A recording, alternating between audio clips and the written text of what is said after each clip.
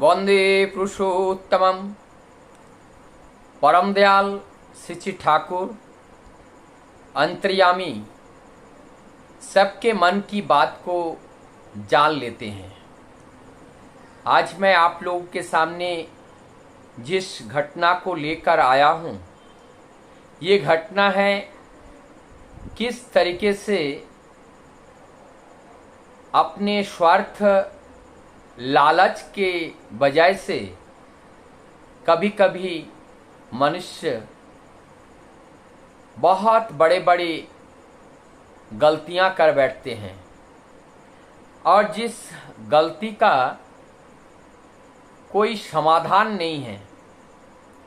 ऐसे ही एक घटना का शुरुआत तब हुआ जब हमारे सत्संग जगत के कृष्णचंद्र दासदा को ठाकुर जी ने बहुत महत्व देना शुरू किया। उनका कद को ऊंचा करने के लिए बहुत वाहवाही परम दयाल श्री श्री ठाकुर स्वयं उन्होंने दिए। ऐसे करते करते उनका कद इतना बढ़ा दिया, वो इतना स्वाभिमान से इतना गदगद हो गए, उनको लगने लगा मैं अब ठाकुर के समकक्ष हो गया हूँ। ये कृष्णचंद्र दास दा का जीवन और उनको ऊंचे आसन देना, सम्मान की दृष्टि से देखना, ये सब ठाकुर जी के अंतर जगत के कोई लीला ही होगा। बाद में कृष्णचंद्र दासदा हमारे प्रफुल्ल कुमार दासदा से कह रहे हैं कि मैं एक प्रेस खोलना चाहता हूँ। ये ठाकुर जी के पास निवेदन किया। ठाकुर जी ने पूरे सहयोग करने की व्यवस्था की। ठाकुर जी ने प्रेस का व्यवस्था कराया और उस प्रेस में लिखाई पढ़ाई करने के लिए, प्रिंटिंग करने के लिए अलग अलग लोग परम दयाल श्री श्री ठाकुर जी के माध्यम से वहां नियुक्त दिया गया।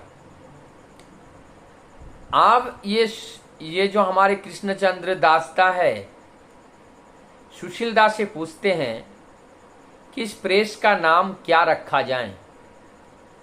आप सुशील चंद्र वसुदा वो कहते हैं कि जब ये प्रेस का मुख्य पत्र होगा, इसमें प्रेस की सत्संग की सारी गतिविधि के बारे में बताया जाएगा, तो प्रेस का नाम सत्संग प्रेस होने से सही रहेगा।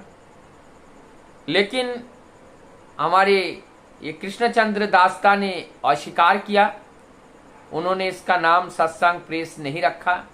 पता नहीं उनका मनसा क्या था। फिर बाद में सरस्वती पूजा के दिन इस प्रेस को शुरू कराया गया और नाम दिया गया सरस्वती प्रेस। और इस सरस्वती प्रेस नाम दे करके वहाँ कार्य शुरू किया और इस कार्य को चलता रहा। प्रेस में काम करने वाले जो लोग थे, उन लोगों से अपना संपर्क बढ़ाते गए।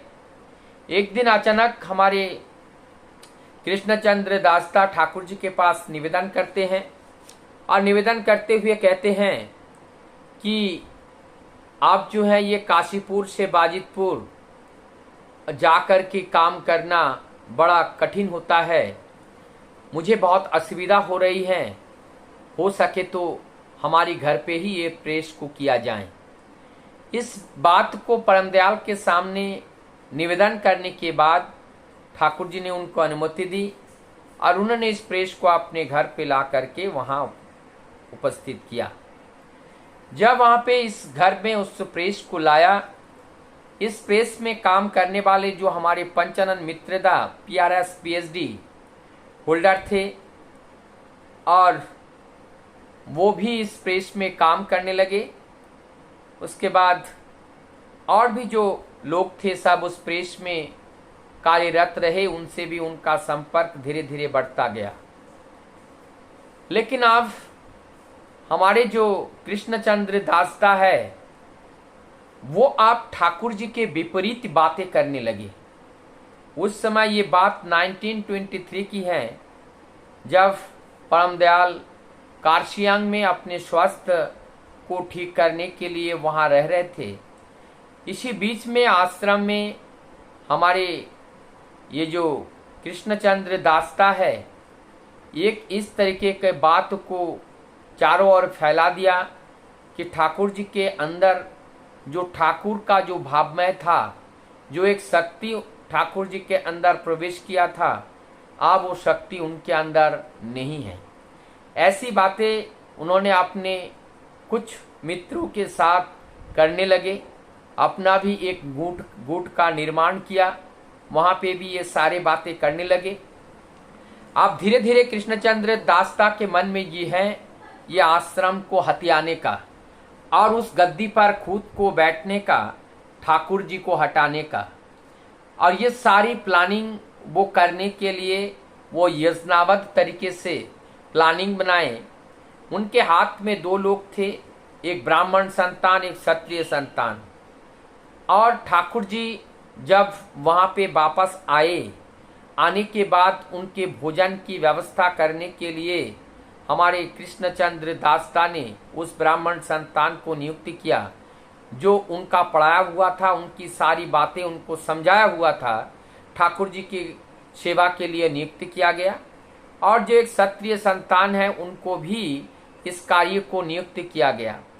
देखिए किस तरह से मन में दुष्ट चक्र का जाल बुना हुआ था, और वो जाल ये था कि परमदयाल श्री ठाकुर जी को जो उस आश्रम से हटाना चाहता था, उनको जीवन को खत्म करना चाहता था, पूरी तरह से उनको मर्डर करना चाहता था। ये प्लानिंग कृष्णचंद्र दास्ता के मन में था। लेकिन इस बात को जब वो से जो क्षत्रिय संतान है, उनके लिए बताया गया किस तरीके से मारना है, किस तरीके से व्यवस्था करना है, और उनके पास और जो ब्राह्मण संतान है, उनको भी इस कार्य के लिए नियुक्त किया गया। लेकिन काल बाद में क्या हुआ, इस बात को उन्होंने जो ब्राह्मण संतान है, इस बात को उन्होंने हमारे सुशील चंद्र बसुदा को इस बात को बता दिए।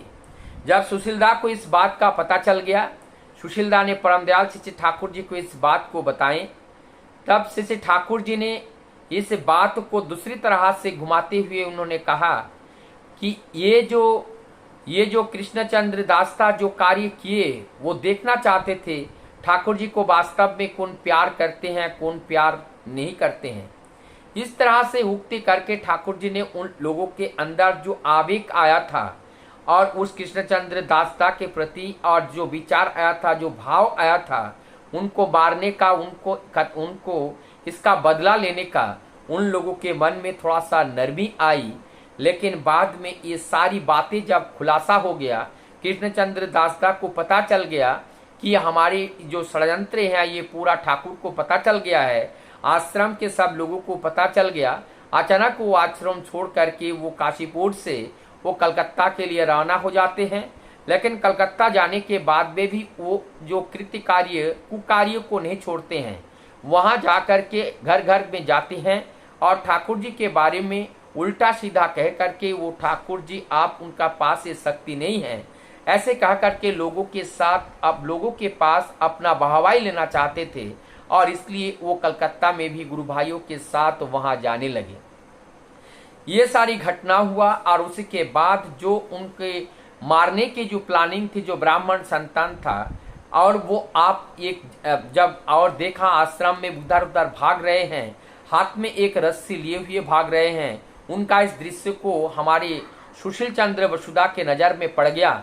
सुशीलदा उनके पास पूछते हैं कि आप ये रस्सी लेकर के क्या कर रहे हो।